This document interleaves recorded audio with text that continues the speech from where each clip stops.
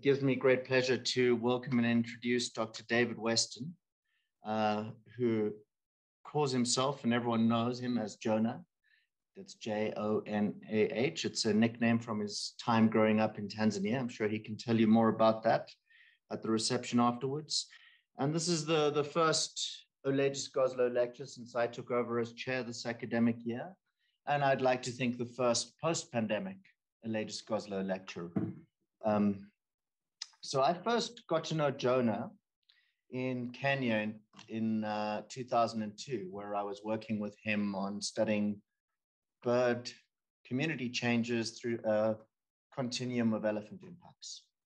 And over the years, I've continued to keep track of his work and writings and learned more about his very impressive career in conservation. He's helped establish the Wildlife Conservation Society's international program, founded the International Ecotourism Society, and the African Conservation Center. He's also chaired the African Elephant and Rhino Specialist Group. He is a pioneer of community-based conservation and conservation solutions rooted in the coexistence of people and wildlife.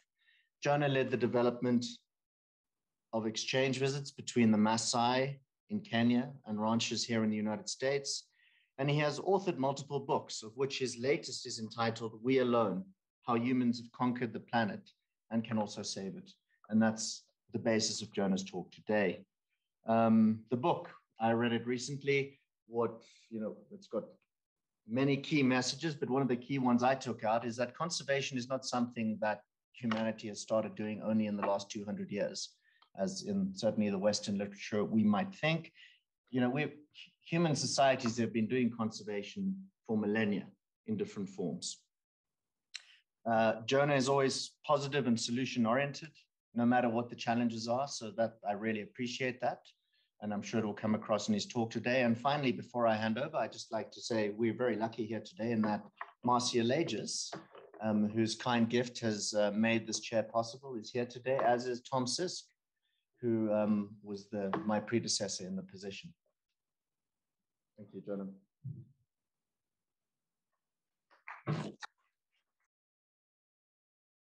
Thank you. So I would like to start by thanking Tom and also Marcy for originating this series. I think you'll find that in time it will grow and grow and grow. And I sincerely hope that you will attract a number of international speakers like myself, because I think the world today is shrinking, as I will show, to the extent that we have to learn lessons from other people. And in particular, North America is a very young continent from the point of view of ranching. It's a very new product. But we have the oldest cattle ranches on earth in Africa. They're about 8,000 years old. And that's where I'll begin this talk. So the presentation I'll give today is really modeled on the book that I wrote last year, We Alone, How Humans Have Conquered the Planet, but Can Also Save It. And it's really that last piece of a message which I want to bring out today. So where did I get the idea that conservation is really ancient? Well, I was fortunate enough to grow up in Tanzania, actually on the hunting trail. And then over time, it really struck me that wherever you went in Tanzania, there were people and wildlife indistinguishable. And it was only later when I went to university and thought about the evolution of people that I realized fully that the co-evolution of people and wildlife in Africa as a whole, but particularly in East Africa, was truly unique. This is the birthplace of humankind. So how is it that despite all the ravages of humanity around the world, the Pleistocene extinction, the overkill in Madagascar and Australia and everywhere else, that Africa stood unique in conserving its wildlife? So I want to really bring out this point about coexistence, because we have segregated ourselves from nature in the Western world. And the lesson I'm going to put across today is we have to rediscover and reinvent coexistence. That's the only way in which we'll find enough space for wildlife and a place in our own world. So I want to go back to the beginning, Amboseli. As a young graduate student at the University of Nairobi, I was looking for a place where people and wildlife still coexisted as they had when I grew up in Tanzania. And the place that came to mind immediately was Amboseli. This is on the Kenya-Tanzania border. And of course, it's dominated by this massive mountain, Kilimanjaro, This dominates everything. And here still, although it was a game reserve, the Maasai were still moving as they had traditionally. They were moving in the wet season out of the Amboseli Basin, which would be a major feature of what I studied. And then they came back during the dry season. So I want to start with how I began. A beaten up Land Rover, which Duane will be very familiar with, and a 9x9 tent. And I pitched my tent in the middle of Amboseli as a 23-year-old. And my question was, how, despite the fact that wildlife has disappeared all over the world and is about to disappear and has disappeared over much of Africa, can we conserve these great Pleistocene herds in Eastern Africa? And Amboseli, as this scene here depicts, was absolutely chock-a-block in the dry season with wildlife. We've had the Malpai ranchers over to Kenya, and they couldn't believe the density of wildlife as well as livestock. So that's the story I'm going to tell today. The tourists, and we'll see the picture again at the end, come into areas like Amboseli, and they think this is the Pleistocene refugia, the last wild place on Earth. But this is a typical scene of what I see every day. Zebra in the foreground and livestock, cattle in the background, owned by the pastoral Maasai, who for the last 400 or 500 years in this region have subsisted on their livestock. This is their way of life. So my question was, how did the Maasai and all other pastoralists in Eastern Africa coexist over the last 4,000 years with wildlife? Now, livestock is super dominant. They make up about 60 to 70% of the live weight. And yet we still think these herds of wildlife are dramatic and so on. So I was very lucky as a 23-year-old to meet up with a Maasai called Ole Musa, and also this man here, Ole Purdul, Parashina Ole Purdul. And I was going around Amboseli trying to figure out how wildlife and livestock moved and how they coexisted. He said, "Why do you need to study this? I can tell you that." So he then became my mentor, literally. He said, if you want to learn about Amboseli, you need to learn it through the eyes of a cow. So he gave me two cattle, one white, one black, Sotwa and Matinga. And he then asked me over the next number of seasons that I would, along with him, herd those cattle. So I understood how he was using the area, how he fitted in with wildlife, how they coexisted. And yet, despite the competition, moved to the same place at the same time as wildlife. So the lesson that came out of this was a singular word in Maasai called eramatere. Now, they have no word for conservation in Maasai, like many traditional languages. Why? Because the word eramatere is the same as holistic in our English language. It is the intimate connection between the well-being of the family, the health of the herd, the maintenance of the pastures, and also the well-being of the entire Maasai community. So these are all intimately connected. There's no distinction. If you don't manage your herd well, your family suffers. If you don't manage your rangeland well, the entire community suffers. So the eramatere is how you manage your herd with your family and with your community. And the key point of all of this is survival in the worst of times. The best of times, everyone can celebrate. They measure the success of their livestock by a gourd, which the women use to milk their cattle. And how well they do is, in a sense, a biological assay measured by what they call the kibuyu, the gourd. And if they're done badly, the women will say to the herder, "What did you do today? Where did you go? How did you mismanage the herd?" But on the other hand, if they manage well, they then begin to lock in to the seasonal cycle. And over time, what they've done is evolve a huge scale ecologically. They're moving over an area of about 8,000 square kilometers. You have to help me here with miles. That's about 3,000 square miles. So on a seasonal basis, they're doing exactly the same as wildebeest and zebra. This is the Amboseli ecosystem. The purple area in the center eventually became a national park, which I won't talk much about. And the lighter blue area is where zebra and wildebeest migrate through the season. The movement of livestock is identical. Now, why is that? Because by moving over a large scale and picking up the green flushes, what we call the green wave, they're able to maximize their production. They're able to keep on top of the green wave. They have higher growth rates, higher yield meals, and the family does better. And in the dry season, what they do is they retreat to drought refuges like this purple area here, which you'll see in a moment. That's what gets them through the dry season. And yes, they're in close competition with wildlife, but interestingly, in the big droughts, like we had in 2009, and you had in the 1890s when rinderpest came through, what do? They use wildlife as their second cattle, called ilingwesi. And that means they conserve wildlife in good times. They don't see them as competitors, so they can rely on them in bad times. So this intimate barometer not only extends to the rangelands as a whole, it even extends to wildlife. And they have many customary things saying, don't kill wildlife in good times, we'll use them in bad times. So as a result of this, my work was able to convince the government that Amboseli should become a national park, despite the government insisted on it becoming a park of a different sort. We engaged the local community and we guaranteed them what we now call a payment for ecological services, that when wildlife moved out on their land, we would pay them for the grazing lost. We would also pay them other fees from tourism. And if we wanted to expand the scope of tourism beyond the national park, we could engage them in ecotourist operations. So this, as a result, has led to a huge transition in the Maasai economy when their own cattle economy was beginning to decline to a passport, if you like, to a new sort of economy, which makes their second cattle once again, but through tourism. The conservation movement we established Amboseli in engaging local communities became national policy. We now have a national policy for community-based conservation.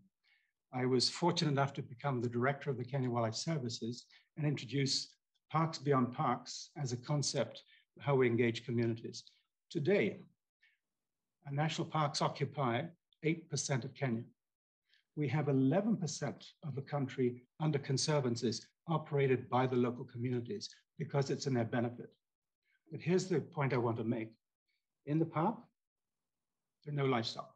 Outside on the conservancies, there's livestock mixing with wildlife as it always was.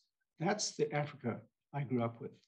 That is the Africa which I feel is still the future. It's the only way we're going to gain sufficient land to maintain wildlife.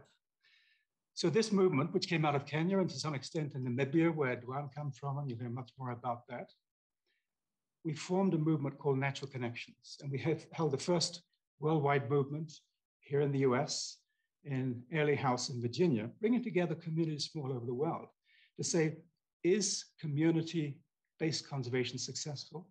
Why does it succeed and why did it fail? And what are the lessons we can learn from that? And I think it became evident out of this Natural Connections book, which we produced, that there were fundamental lessons, which Duan has already alluded to, that conservation is ancient and universal in all peoples, whether it's fisheries, whether it's forestry or whatever. And then again, this movement became a worldwide movement. We held meetings here in Yellowstone, called the Next Year Country, where we brought together ranchers, the national government's forestry service, and so on. Again, said, how do we conserve in the interests of the farmer and the rancher biodiversity? That was Next Year Country. And then again, we thought a great deal about how to bring together the Maasai and the cowboys in the Southwest to exchange messages. Because here in the US, you began with the Homestead Act, giving each farmer, each herder 150 acres. And you've had to build back the larger landscape from those small units. In East Africa, we've had exactly the opposite. I've said the Maasai occupied huge areas of 3,000 square miles on the annual migrations. We're now facing the chopping up of lands. So we've tried to figure out how to exchange these messages between what we call the oldest cowboys on earth and the newest ones, with apologies. And so it's been a delightful exchange. And here are the Maasai on the Malpai Ranch in southern Arizona and New Mexico border. And they took back with the message, this is what happens with subdivision. And they were very aware of the Dust Bowl by this time and how the Malpai group ranchers and others have formed larger associations, as I understand you're doing in the Diablo Trust, to manage lands more collectively, but still from an individual level. And of course, they'd never seen a horse, let alone ride a horse. So here they are putting on their chaps and they went out on the rangeland. It was absolutely delightful. So what I want to do is now take this message of people who've lived in nature and have conserved nature for millennia into the modern age and say, how do we take those lessons of the past? So here I'm going to draw very directly on the book and say that conservation is something truly unique in us conserving the large species like the mammoth, the saber-toothed tiger, and so on. We eliminated those in North America, what, 10,500 years ago? And so you have a very depleted fauna of downsized smaller animals. And as late as 1906, the Bureau of Biological Surveys had this to say: large predatory mammals, destructive of livestock and game, no longer have a place in our advancing civilization. So how many people here today would go along with that view? That's how much you've changed in a little over 100 years, from putting bounties on wolves and bears and so on, to now conserving them. In Africa, we could have faced exactly the same thing as the extermination of the mammoth in North America had colonialism not arrived until the late 1800s, because that would have done in our East African herds. Secondly, because we already had these traditions of living with wildlife. And also because of various things like controlling the ivory trade, our elephant numbers have increased. They've gone up in Kenya from 19,000 at the end of the ivory trade to over 40,000 today. Southern Africa, because it's managed its herds better, is bustling with elephants. And in fact, it's got an overpopulation of elephants. And again, coming back to what you've established in North America, I was delighted in going down to the Malpai Borderlands group to see Warner Glenn, this big 6'6" cowboy, going bats over photographing the first jaguar to come back into North America in 40, 50, 60 years. Here he was tracking down with his hunters these unusually sized big paws. And when he got to see the jaguar, which is up there in the tree, he didn't ask his hunter to shoot it. What he did was took out his camera and shoot it. And he wrote this delightful book called Eyes of Fire, why we're conserving jaguars as iconic of our landscape. And of course, the bison, which was down to a few hundred, conserved largely in the Bronx Zoo, where I was for many years, setting up the international programs, is now back up to 500,000 and going strong. And the Blackfoot people in northern United States and southern Canada are thinking about restoring the first natural free-ranging herd in the coming years. All right, so I want to go back to the point that Juan made to dispel the view that conservation is a modern invention of the West by showing conservation, as I've said, as a truly ancient and universal feature of all societies, like the Maasai, which have learned to live within ecosystem limits. And now the big challenge for us is to take those lessons and figure out how to live within planetary limits. So what role does conservation play in the rise to our global conquest? What evolutionary quirks, and these are quirks, made us so super dominant as to conquer all other species? And why should we, at the very latest hour, the 11th hour, decide to conserve the diversity of all life? And can we redirect those same skills of living within ecosystems to living within the planet? I want to take you back to 1833, a view even older than the one you had in the early part of the 20th century, eliminating wolves.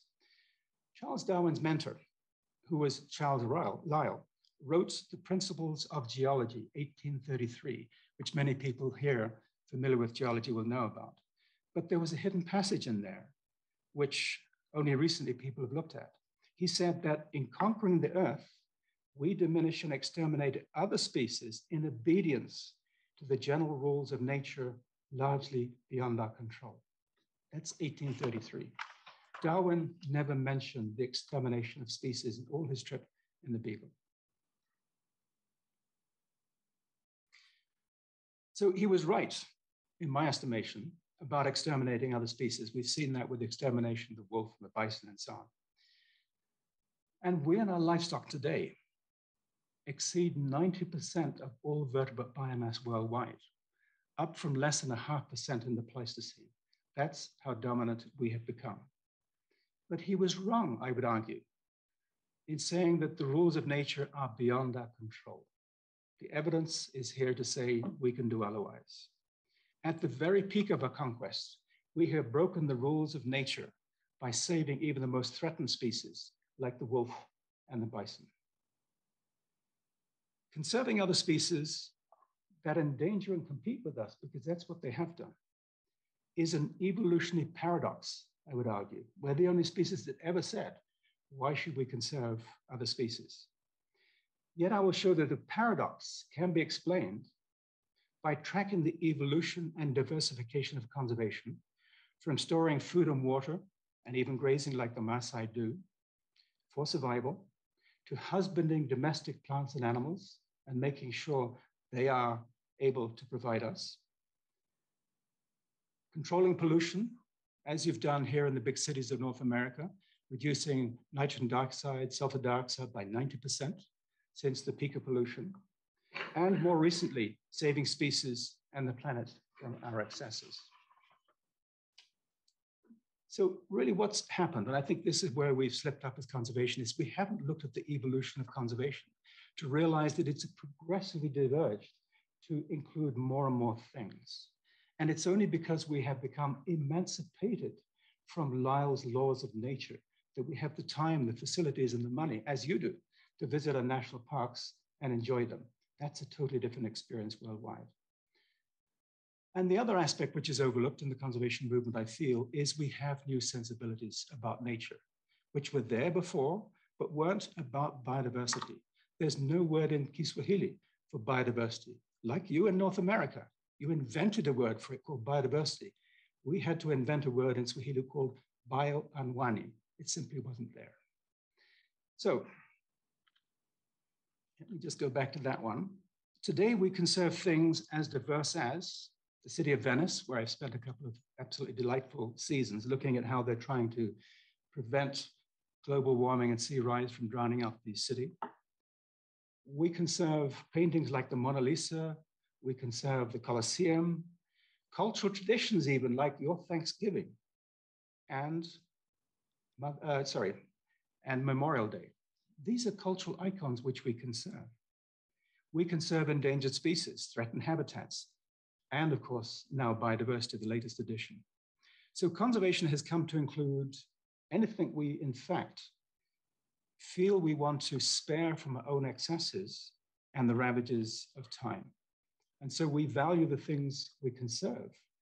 And I think it's important for conservationists to realize that every person has a different view of nature, and each one contributes, whether it's because you're managing livestock on the rangeland that you have wildlife incidentally, or you want to conserve Venice from the rising seawater. Each one of these conservation views adds to the pluralism and the depth and breadth of conservation. So let me now contrast this with what Richard Dawkins, that great advocate of the selfish gene, had to say, that everything is gene driven. But what few people do is realize that he said in an editorial piece to Prince Charles that we are exceptional in imagining and planning for the long term. This is a new evolutionary invention that exists in no other species. He said, the future exists only in the human mind. And then he went on to say, and this was a particularly provocative thing for someone like Dawkins, the selfish gene advocate, we're entitled to throw out Darwinism for human beings when we conserve other species.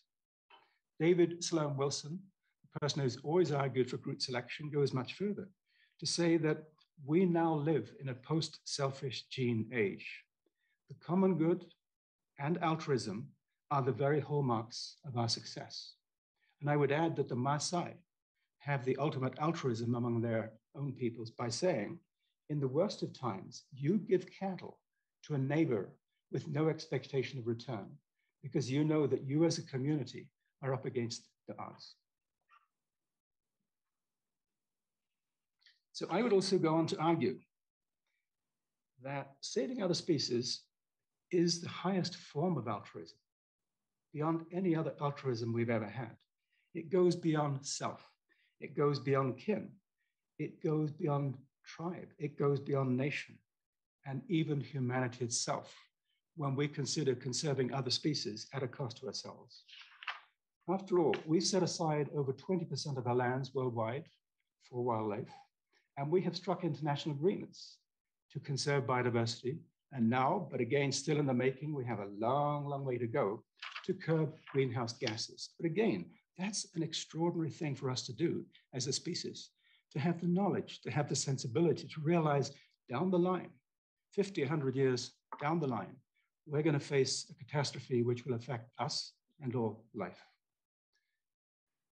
So today, we're conserving over a tumultuous ecological transition from the Pleistocene age of the hunter-gatherers to the Anthropocene age of megacities with the unrivaled power to destroy, to conserve, and to restore species. And I would add, even to create new forms of life, which will be a challenge for us in the coming decades. How can we use that power, that multiplicity of powers, to scale up from our scattered successes in conserving pollution and saving species on a local scale to saving them at a planetary level? Garrett Hardin in 1969 wrote a very influential paper in Science, The Tragedy of the Commons, arguing that there's no way out for human beings in managing the commons except through the leviathan hand of government or privatization. I came across that book about a year after I started and absolutely made no sense to me, looking at how the Maasai have managed wildlife in the rangelands and so on. And it struck me that there's a factor missing here. I'll come onto that in a moment.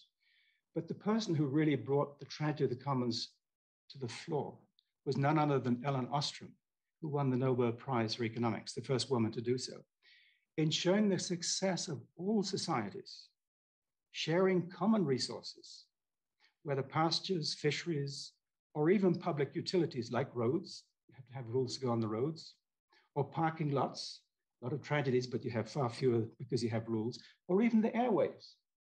These are all common property resources which are managed by rules we all abide by and we all benefit from. Otherwise, think of the chaos there would be if none of these existed. So Ostrom sees these time-tested universal rules, and she comes out with 8 of them, as the best hope for managing the global commons too. But here's the caveat. If we can reach across tribal, ethnic, and national boundaries to engender our sharing and caring nature, that's an enormous caveat. Look at what's going on in Ukraine at the moment. The standard explanation, and I want to come on to evolution here, for the sex of bipedalism, tools, and a big brain. That's what we believe is the success of humans. Yes, these are the key elements of success, but far from the whole human story. Chimps have those same 3 traits as us, and yet they're far less successful than baboons. Baboons are second only to us in number along the large mammals Africa-wide. They occupy every single habitat like us. So what's different between the chimp and the baboon? And I'll come on to that later. It's cooperation and sociality. So I see instead the success of our achieving global dominance in breaking evolutionary and biological barriers that straitjacketed other species from moving out on a global scale. From our first bipedal steps, we went on to unhitch anatomical, physiological, and metabolic constraints, to break the brain-to-body scaling law, which applies to other species, giving us this big brain we have, and developing highly efficient neuronal networks, far denser neuronal networks than other species, and marshaling the use of fire. It is these interlocking suite of traits, not any one of them, that made us the all-purpose species that is able to walk and run far, store food and water, and so breach ecological and ecosystem barriers, hurl tools with accurate and explosive velocity, upscale prey size of what we can live on, and render down indigestible foods with tools and fire and so on, and also combat large predators in the process. It's these interlocking suites that make us so special and what we are, not any one of them. But I'm going to come on to what really distinguishes us, bar no other.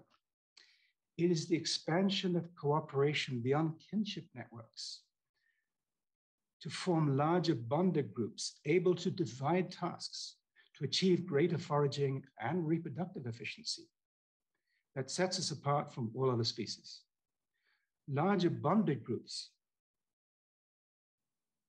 allowed us to plan, to hunt and forage collectively, and to share the increasing spoils among members to greater individual benefit, and in the process, outsmart and outcompete smaller groups that were constrained only by kinship ties. That's what we've done from small-scale hunter-gatherers like the Bushmen in Kalahari here to a modern city today. It's cooperation on a huge scale. And in particular, what Hamilton and others have shown is something unique to human beings. The bigger the group, the larger the returns to scale, the larger the benefits to the individual. Now, you've seen this in Maasai, and I'm going to take you all the way through to the city to show you exactly the same thing happens in the city. Such returns to scale, as economists call it, shifted evolution from competing with other species to competing with other human bands. We became tribal and we competed band to band. And what made groups successful was what was called in the 1400s, asabaya. That is tight kinship, reciprocal altruism. And so creating selection for this group cooperation, cultural adaptations, which now speed up, planning and the common good. Intergroup competition set the stage for what the psychologists call proception. It's being able to see ahead, anticipate hard times, and to manage resources collectively for the common good. That's what we have to do in the global age when it comes to climate change. So in We Alone, how humans have conquered the planet and also save it, I concur with Joseph Heinrich in his book, The Secret of Our Success. We crossed a Rubicon 2 million years ago when culture, rather than biology, became the driving force of evolution. And I'll come on to that in a moment. Cultural adaptation has allowed us to break Shelford's law of tolerance, which is the environmental constraints restricting the distribution of plants and species, and other species. And in doing so, we became the ultimate multi-niche and free-ranging species. And again, we're unique in that respect, able to break biogeographic barriers and conquer the world. I want to come on to a very unique place we have in Kenya called Olegisali. It's the only fossil bed that has a complete continuum from about Homo erectus 1.2 million years ago down to about 250,000 years ago. Now, we have assumed that humans only emerged and became modern up until 5 years ago, some 150,000 years ago. And we then acquired language and became the people we are. And I hope there aren't any French people, but they believe that modern culture evolved in Lascaux in France in 40,000 years ago.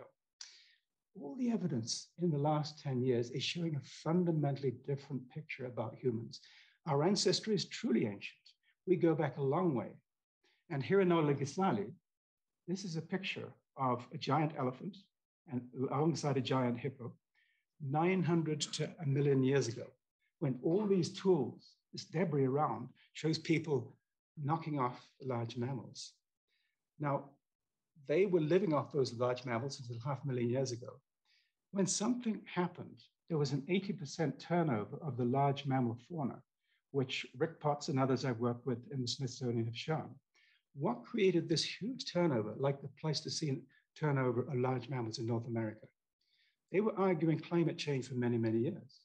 But the signature we see in Olegisali is the same as all the places where humans have eliminated large mammals. The big mammals disappeared and the smaller mammals survived. And what we're finding is that there's no climatic change that can explain that. To the contrary, although it got slightly drier, the grasslands got taller. Why? Because we'd lopped off all the large mammals and the grasses increased.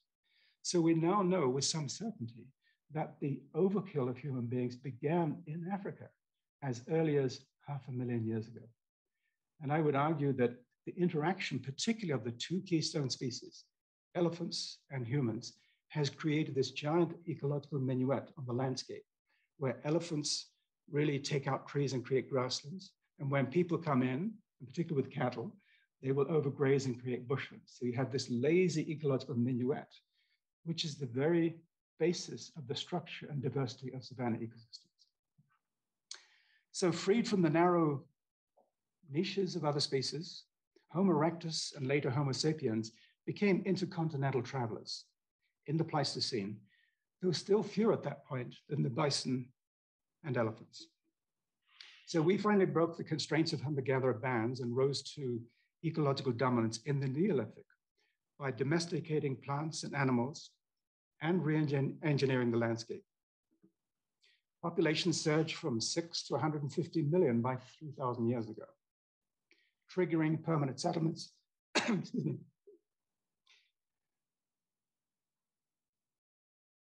So the population soared from 60, I might not make it, to 150 million 3,000 years ago.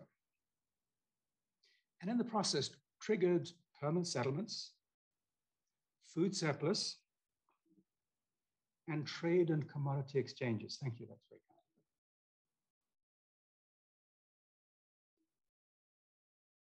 kind. And we developed a diversity of husbandry practices, fishery, forestry, wildlife, livestock. We developed this extraordinary variety of livelihoods, languages, and cultures. It's what the great Russian biologists call biocultures, people whose livelihood, language, and livelihood, were intimately linked. So interesting, Robert Wright sees these newly emerging civilizations, this is the word I like, as experiments in living with the limits of food supply and environment. And so ramping up the benefits of ecological and economic scale from these small ecosystems to a regional scale. So despite the rising tempo of human evolution, we were still held by the Malthusian trap through the early part of the Neolithic, which means that populations were curbed by food supply. And it also curbed prosperity too, until the Industrial Revolution. Then in just 2 centuries, we finally broke yet another ecological barrier, and that's Liebig's law of the minimum, which says that populations are held not at a certain level by the total amount of food, but by the nutrient in most limiting supply. And for farmers here in the US, it's phosphorus and nitrogen. And by harnessing fossil fuels and manufacturing fertilizers and pesticides, tractors and combine harvesters, we were emancipated from the natural productivity of land, reproduction. I don't know how many people here have 15 kids today, but we're emancipated from reproduction in that sense, and can go on with other forms of life. And from the natural productivity of the land, location, and even season. Population surged to 7 billion in the 20th century as a result of industrialization, causing mass migration from farm to city. I think the number of farmers you have on the land today in the United States is what, 1.5%, 2%, compared with 60, 70% in the late 1800s. In the process, we became a super dominant species, not just dominant on the land, but a super dominant species worldwide, creating a new ecological age, which we now call the Anthropocene.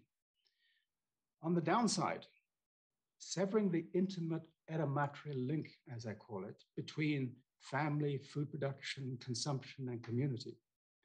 It weakened the ecological and social feedbacks between our action and consequence. And that's the big lesson I see in today's world. Our supply chains are so drawn out. The impact we have is so invisible, like carbon dioxide, like the dead zones in the Gulf of Mexico, that we have no idea of the impact we're causing, or including in costs we should be accounting for.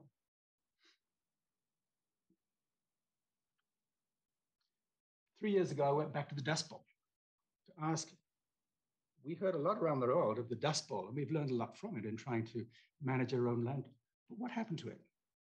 What happened to it is what you see on the right-hand side.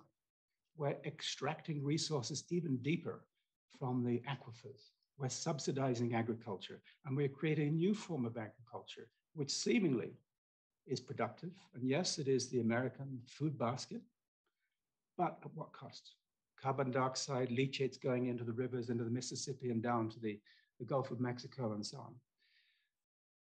The massive surge in resource use and waste production have transformed natural biomes. There's a recent paper that came out that says we don't have natural biomes any longer. We now have anthropes. These are biomes refigured and reconfigured by human beings. So, like the American prairies, which have switched to agro-industrial landscapes, we're overriding the natural forces governing the atmosphere, lithosphere, and biosphere. And I think that's the appreciation we have in the global age. Our outsized destructive footprint has created a global tragedy of the commons. And this is where I would go right back to Hart and say he might have been wrong in the local ecosystem level in most respects, but globally, he was right on the mark. The global tragedy of the common is beyond our ambit of awareness, and that's the most important thing of all. It's beyond our feeling and caring. We don't have that feeling as we do for neighborhoods across the fence and in the towns and so on. And even more important, it's beyond our national jurisdictions and classical economic accounting. Those are just externalities. So here's one of my favorite quotes from an economist, Kenneth Boulding, who says, anyone who believes in indefinite growth on a physically finite planet is either mad or an economist. I think economists that I'm working with have really changed in the last 20, 50 years. So I take my hat off to that. Sadly, we can no longer use the natural connections bonding our ancestral close-knit communities to live within our physical and biological limits. What we can and must do, though, is use unnatural reconnections to harness technologies that expand our sensory and emotional reach, to give us the foresight and skills to plan the world we want, rather than we inherit from Lyell's laws of nature.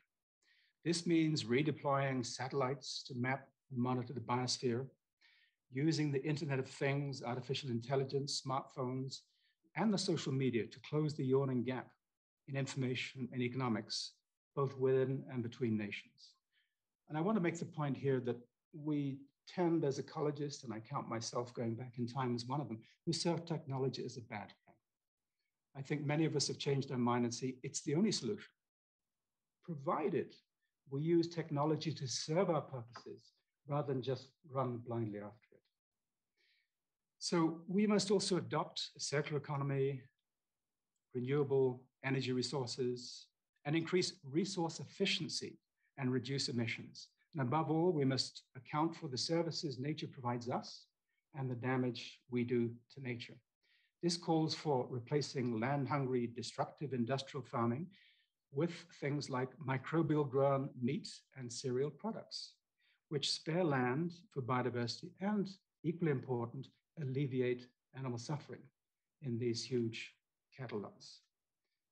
I've eaten the Impossible Burger. And frankly, I was really taken to tell the difference between them. Would I go for microbial produced cereals and other protein products? Yes, absolutely, with one exception. And that exception is people who are living with the land, with livestock, and managing the land.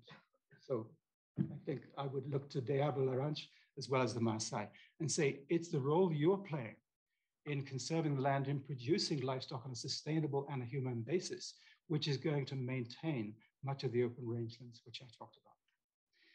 So in We Alone, I stress that we have the tools and we have the knowledge and the governance rules and the compassion today, which we didn't have in the past, to husband the earth, if we redeploy the unique capacity for foresight and cooperation that made us successful within ecosystem limits, in this case, at a global level.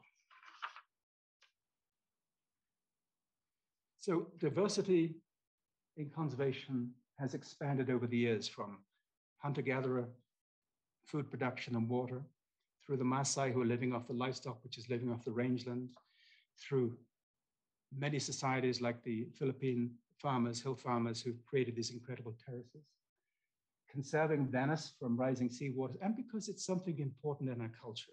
It's become a global World Heritage Site, a legacy. And these wonderful landscapes of North America by the Hudson School of Artists, which brought the American West to the attention of the East and made us conscious of these great manual monuments, which became the hallmark of American conservation. And of course, the elephant, which would have gone extinct by now had we not brought in global regulations, management, and so on. Watershed management on a huge scale, way beyond the ecosystem level. And this new word, biodiversity. I was fortunate to go to the first biodiversity meeting held in San Diego in 1978, I think it was. And honestly, at that meeting, despite Ed Wilson's and Paul Ehrlich's and all the others, not one person said where humans came into this picture of biodiversity. Now, I raise that point not to disparage them, but to show that even when I attended a meeting where both Paul Ehrlich and Ed Wilson were given the Craftwood Prize, the whole thing had turned around to the point that they now recognized, even Paul Ehrlich, the population bomb, that we have to start considering people, and people in the ultimate, because their problem, are also the solution. So modernity has enabled us to climb the conservation ladder from the lower rungs of survival, which is the first picture on the left-hand side there, to the higher rungs of saving species and our environment. But we're not yet on the top rung of living within the limits of the biosphere. COVID and global warming have woken us to the folly of myopic self-interest and the need for cooperation to avoid global crises. Detecting and shrinking the ozone hole, saving whales, and savoring natural and cultural heritage so that we can rise to the top rungs of conservation. Cities are humankind's most distinctive creation and our newly formed habitat. As in ancestral hunter-gatherer bands, cities show the same returns to scale. Social benefits, economic output, scientific innovation, technical skills, energy efficiency, all increase at greater than parity with city size. The concentration of knowledge, cultural diversity, and pluralistic values in our cities birthed the conservation movement, the modern conservation movement. Why? Because here we suffered the most from the consequences of our actions in the polluted and poisoned rivers of our throwaway society. And for better or worse, cities where 3/4 of us will live by 2050 will define our future well-being and the fate of our planet. I want to end by showing two contrasting views of Amboseli to ask whether our superdominance will destroy nature or whether this bizarre evolutionary quirk of conserving other species will save it. This is an image of Amboseli that you as a tourist would see when you go to Amboseli. You would consider it the last of the wilds, where the great herds still survive and humanity is barely visible, except lots of other tourist buses, incidentally. This is the view, just switching my camera to the right-hand side, of how the Maasai see it, alongside elephants and lots of other species. This is their ancestral home, where wildlife is incidental to livestock, where wildlife is second cattle. Here, where the humankind emerged some 350,000 years ago, we have long been the dominant and ecological force. It's not a new force. We have to learn how to live with that.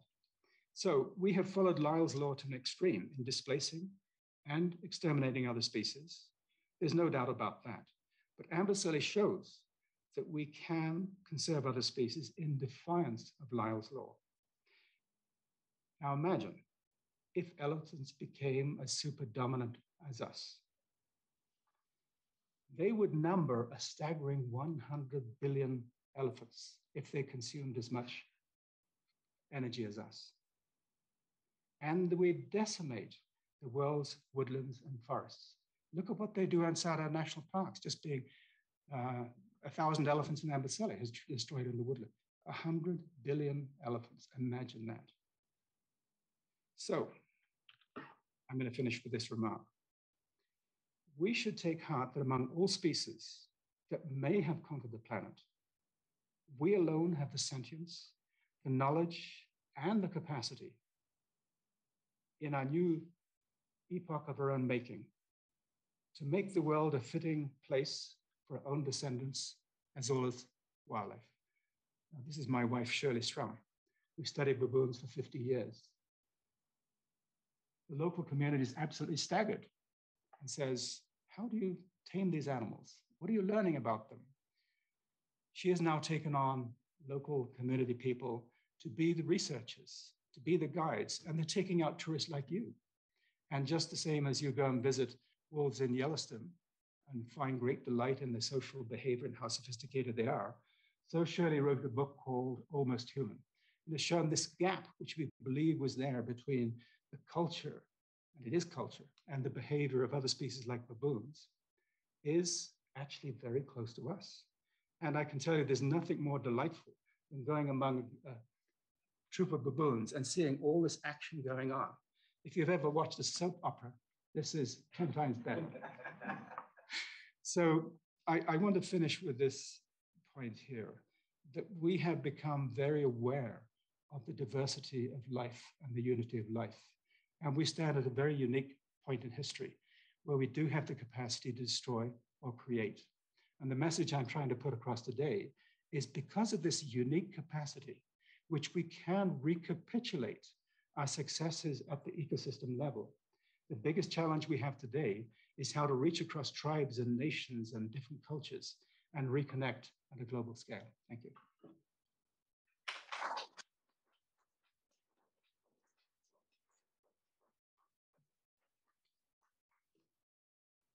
So we have some time for questions following that very, very thought-provoking and wide-ranging talk. Thank you, Jonah.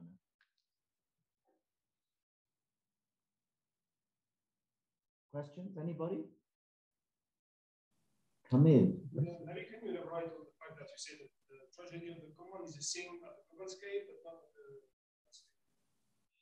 scale? Yeah, obviously it's much easier to resolve the tragedy of the commons at the local scale, which is what Ellen Ostrom showed by the set of rules that you have to have a win-win for your members of that community. They have to have boundaries which define that community. And then you have to have rules which penalize people for doing good or doing bad and so on. But the whole point is that I think one thing she missed out, which I see in the Maasai, is that there's a big difference between managing the local commons when you have an ancient community like the Maasai, who've always lived together, it's their landscape, and you've got a new community like the US, where everyone was allocated on the rangelands, 150 acres, then had to learn to manage that land and live as neighbors. So it's a fundamentally different problem in Africa, where we're trying to prevent the land being cut up and subdivided. And in North America, where you're trying to link it back up again. But yes, I think that it's so much easier to manage communities at a neighborhood level than it is at a global scale, because all of those reasons I mentioned, it's beyond our awareness, our concern, our economic and accounting, and so on and so forth. You want to select? Oh, well, so I'm not biased. Rude.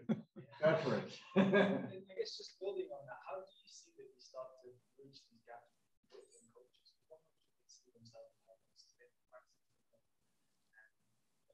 ways that continue to be right?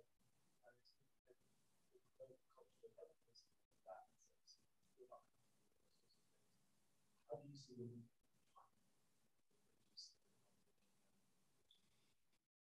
Yeah, well, I think for a start, where you have a community that is living on the produce of the land, it's not in their interest to overuse it over time. So they develop all the necessary husbandry skills, which is what I think they are. It's the best word to use there, to manage their animals, to manage the land, and also even their trade linkages. They want to link up with responsible trade consumers. Now, go to the consumer end. How are you aware of a good farmer versus a bad farmer? And I think that's where certification comes in. That's where the social media comes in. That's where being able to document the carbon emissions or the degradation of the land or the maltreatment of animal comes in. I don't think we had those skills 20, 30 years ago. We had to pick up a phone and phone internationally. Now we have a cell phone, we have the social media. So I think we're able to develop techniques which replicate the closing of that circle between your action and your consequence. And, you know, we ran a course in University of California, San Diego for 25 years called Conservation of the Human Predicament. And at the end of that series, I always put it back to the students who are 18, 20, 23 years old. What can you do for conservation? And I was amazed at this big turnaround, which I've seen since the 1990s, the me generation, to what we see today in the enormous consciousness of students. But all of them have this awareness that in their hands, in this cell phone here,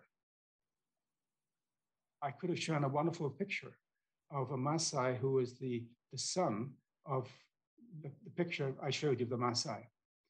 He educated his kid to a high level, and he ended up on the slopes of Aspen, Colorado, all right? He loved skiing, a Maasai in Aspen, Colorado. Every single day he was on this cell phone, phoning back to his brother who was herding his cattle, saying, how are my cattle doing? How are you managing them, and so on. That sort of connectivity is only something your generation have been able to benefit, and we are learning in the process. So let me give you another example. In the last 2-3 months in Amboseli, we had an enormous drought, and we had 150,000 cattle move in from Tanzania, from Western Kenya, and so on, and totally overwhelmed the total grazing plans which the local community has done. Now, what the Amboseli Maasai had done is they had used their cell phone until this happened to go to different places and find out where there was surplus grazing. And they negotiated grazing rights and paid a small fee to guarantee those rights when they had a drought. So the farmer would benefit from the herder coming in and defecating and fertilizing his land, and they would benefit from having that drought refuge. So on that enormous scale, they've been able to reconnect those linkages which benefit both parties. So I think there are many examples, but what we haven't done is a very good job of illustrating those examples in a way that the average person can grasp. So that book which I mentioned, which was Next Year's Century, brought together people from all over the US, forestry services, fish and wildlife, ranchers and so on in Yellowstone.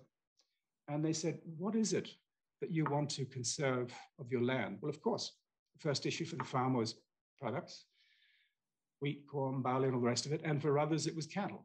But interestingly, all of them felt by this time, these communities had lived on the land long enough that the future of the land was one of their main concerns, and the landscape. But those lessons hadn't got out until the Red Lodge meeting, when they began to circulate all these examples of successful communities, even here in the US. And I think the great job that Ellen Ostrom did in winning the Nobel Prize is showing examples from all over the world, from ancient to modern, even airwaves and all the rest of them, parking lots, that those same rules apply. Other questions? I think following on from Rue's question, so how did the people that were living in Amboseli and had their cell phone-based system for managing grazing and paying for it, well, how did they cope with 150,000 cattle from Tanzania? And how did that play out? Because I think that is one of the types of challenges we're increasingly facing. No, I mean, we discussed this yesterday evening as well. You can have all the rules and regulations. But in a global world, unless you're able to, if you like, set those boundaries so that if you do a good job, someone else can't come in, then it's going to be a tragedy of the global commons. And I think that's the big challenge we face with these major resources like the oceans and the atmosphere and so on. They're so big beyond our control. So I don't have the final solutions, but what I can say is reconnecting to create the awareness and then showing examples that have or do work is the first step forward. Any other questions? Yes.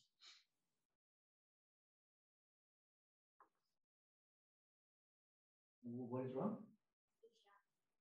Oh, right, the chat. Elizabeth, did the chat have questions? Oh. 3 of them, all right, well, thank you for reminding me.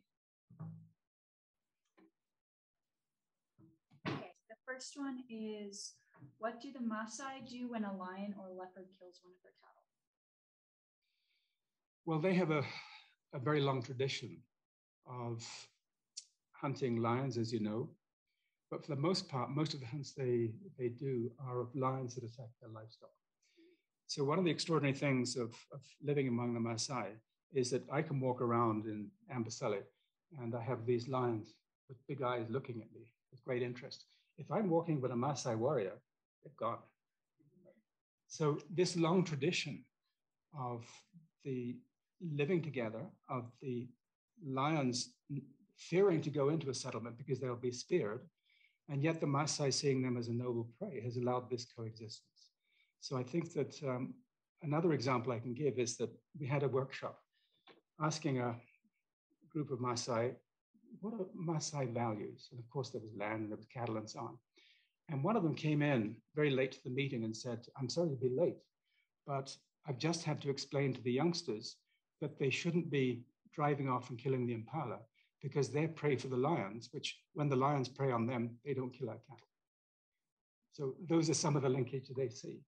And I think that today, even my son Guy did this work looking at the cultural aspect of how people see and live with wildlife and see them as second cattle is really fundamental to whether societies conserve species or not. The next one is, what is the most common Maasai viewpoint regarding venomous snakes?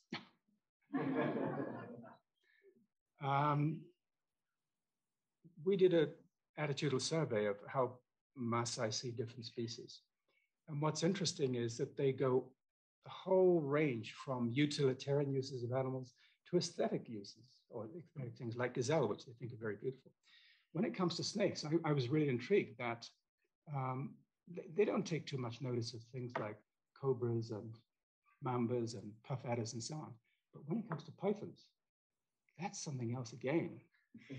I don't know why, because pythons are not poisonous. So I can answer that, yes, they deal with poisonous snakes like anyone else does. First of all, by knowing where they are and avoiding them. And secondly, if they threaten their animals, they have what they call a rungu, which is a knobkerry, or a simi, which is so yes, they can deal with them. But the key thing is, they know where those animals for the most part are. So rather than just blundering through thickets and running into trouble, they're all the time avoiding it. And if you follow paths, which the Maasai do, you can see they're sinuating around all these headed spots. So avoidance is the biggest part of living with them. All right, and then the last one that is on here is, in the Serengeti, Masai Maras, etc., at risk of being carved up by large roads and industrialization. Yes, it's a real risk because the Tanzanian government wanted to put a railway right the way through Serengeti National Park into Lake Victoria. Now, the real problem there is that a lot of species can manage rail lines, as you know. Elephants will go over the rail tracks, they'll go under underpasses. But big herding animals like bison and wildebeest are very sensitive to disruption. And when it comes to roads and rails, they just shy away from them. So I think the big threat to Serengeti would be this iconic species of wildebeest, which has become the 8th wonder of the world. I think it would be a real hazard that we would lose those migrations. They would be severed and cut up and fragmented. Thank you. And thank you, everyone, for your last question at the back there. So I was wondering, you mentioned the ecosystem. Yeah. Have you found that it's been able to subsist and support this ecosystem without as the tourism increases, money goes into the system, it's just going to better the natural stored tradition? Yeah, I mean, it's a hard question to ask because I was asked many times when I try to get value back to the Maasai for wildlife as their second cattle again, albeit through tourism. You're going to destroy their way of life. Well, the reality is their way of life was already in transition because it takes roughly 10 to 12 cattle at the head of Maasai to stay in subsistence. They're now down to 3. So they're looking for alternative uses of the land. And because the rural populations in Kenya are disadvantaged in not having good schools, they don't have the access to good jobs in Nairobi, pilots and lawyers and all the rest of it. So they need a passport off the land into the society for their younger kids. And when we introduced the idea of tourism being lodges built outside Amboseli on Maasai land, that has made a huge difference. Today in Amboseli, where we only have 35 rangers operated by the Kenya Wildlife Service to manage an ecosystem of 8,000 square kilometers, there are, how many is it? I'm trying to think of the figure, but we have 10 times more community scouts than we do rangers. It's about 350, 400. Why? Because they're being paid a wage by the community to manage their wildlife for tourism. And that means they're getting good tourist bucks. They get employment from the rangers, from rangering. And it means the whole family then becomes a part of monitoring their own wildlife. And it's gone from wildlife being ng'ombe ya serikali, which means in Swahili, government cattle, to ng'ombe ya pili, which means our second cattle once again. So if ecotourism is managed well, it involves the community, livelihoods, that it celebrates their culture and doesn't degrade it and people just jumping up and down for the instant picture. It can actually revitalize Maasai culture. And so when tourists come in and say, well, tell them about your culture. And a young guy says, well, actually, I don't know. It's actually reinvigorated the community to say, we want to learn about our society and why it is that we fairly uniquely among people all over the world are still able to live with wildlife where other people can't. So ecotourism, in the way we set it up, was labeled as by, for, and with people. And that means maintaining their rangelands, maintaining their wildlife, but in particular, maintaining the well-being of the community. And so, yes, it's a double-edged sword. It can be bad and is bad over much of the world. But the whole point of creating the Ecotourism Society was to create certification to distinguish what was called greenwashing from good ecotourism. Thank you, Jonah, and thank you everyone for your questions. And we've got a lot of treats and drinks and things outside, so please join us for further conversation there.